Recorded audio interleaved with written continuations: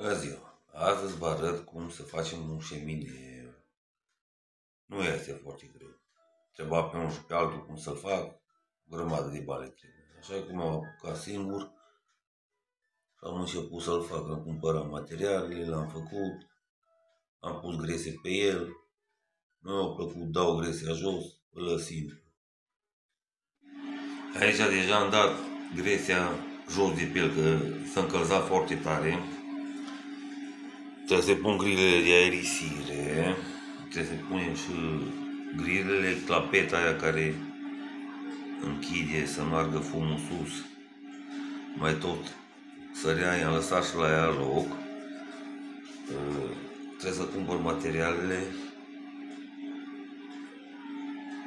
să o rup cam nașpa gresia de pe el. Aici e clapeta care tăsare, îi lăs la asta cu gaură, îi pun o grilă să o pot băga la loc când sare să-mi bag mâna, că tura trecută trebuie să bar gresia să pot să bag mâna, în rest șemineul bagă căldură în toată casa, n-am avut treabă cu el. Pot să bag toate felurile de lemn în el. Aici e înainte să-l demolez, chiar la început. Folosesc numai plăci de silicat de calciu, bolțar, ceva beceauri și am avut pe lângă casă. În rest funcționează perfect.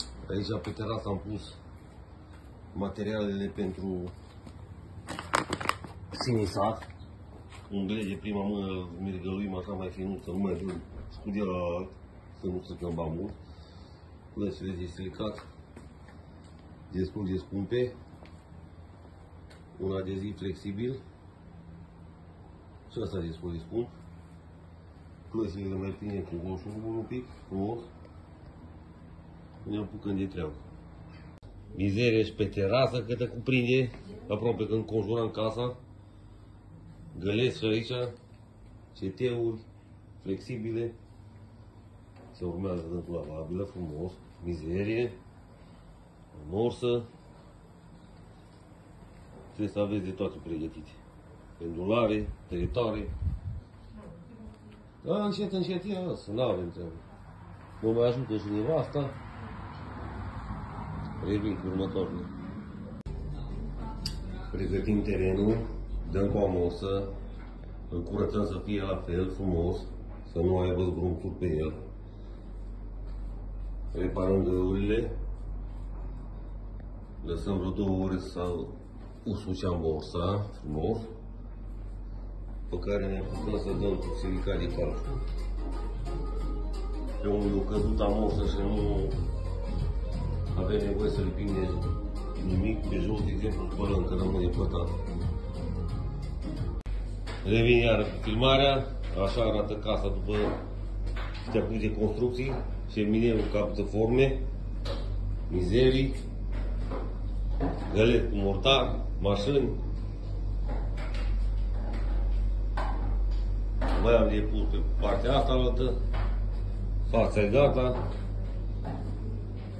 Mai aici am astupat și gaura, prinsă cu roșu, rubul cu silicone. Gaura asta trebuie să o fac un pic mai mare. Asta o ieșit cât de cât la adevăr. Colțurile nu prea ieși drepte, da? Le îndrept eu cumva. Contează să vadă drept. Să ții. În orice caz. Ca o idee lucru. Ca o idee îmi place că este. O să revin și cu restul.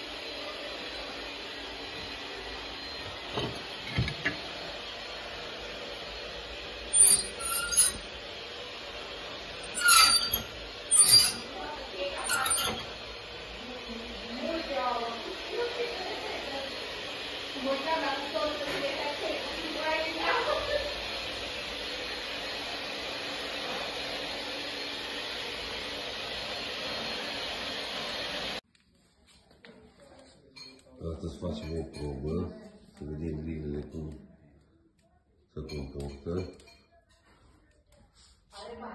Ia să căldura mai bine.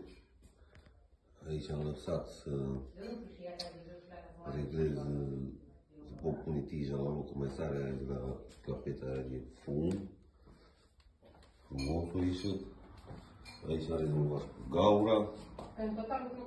Grilele sunt potrivit. Tragem ungle, dăm o lavabilă și terminăm.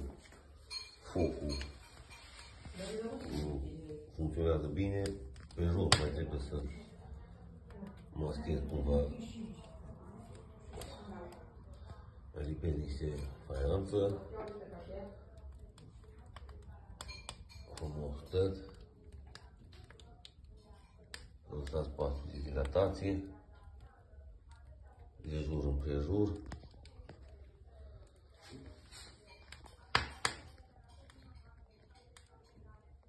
Și într-un final, odată domnul de l-am terminat și i-am dat așa o culoare simplă, grilele frumos, aranjate, la locul lor, focul mere, am mai făcut pe dedesubt. La ora aia mare urâtă s-a stupat, căldură bagă, toate bune și frumos.